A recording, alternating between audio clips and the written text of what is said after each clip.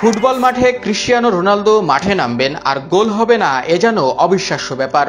ক্যারিয়ারে বিশ্বকাপ ও ইউরো মিলিয়ে গেল 10 আসরের সবকটিতে গ্রুপ পর্বে অন্তত একটি হলেও গোল করেছেন রোনালদো। কিন্তু এবারের ইউরোতে থামল সেই যাত্রা।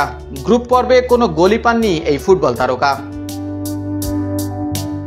10 আসর পর গোলশূন্য থেকে গ্রুপ পর্ব শেষ করলেন এই পর্তুগিজ যুবরাজ।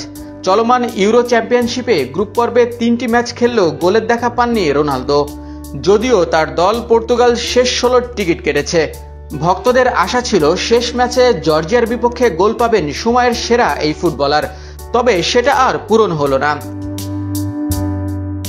জর্জিয়ার বিপক্ষে মাঠে নামার আগে পর্তুগালের তরুণ ফুটবলার ফ্রান্সিসকো কনকেসাও বলেছেন, আমরা ভালো ছন্দে রয়েছি।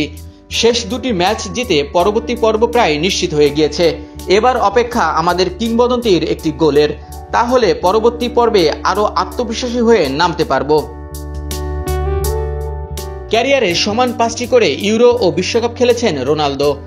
2004 সালের ইউরো থেকে শুরু করে কাতার বিশ্বকাপের আসর পর্যন্ত প্রতি আসরেই গ্রুপ পর্বে অন্তত একটি হলেও গোল পেয়েছেন 5 বারের বিশ্বসেরা এই ফুটবলার। তবে ব্যতিক্রম হলো এবার। গোল না পেলেও জর্জিয়ার বিপক্ষে ম্যাচে একটি মাইল ফলক ছুঁয়েছেন রোনালদো। প্রথম ইউরোপীয় খেলোয়াড় হিসেবে কোনো আন্তর্জাতিক টুর্নামেন্টে 50টি ম্যাচ খেলার রেকর্ড ছুঁলেন তিনি।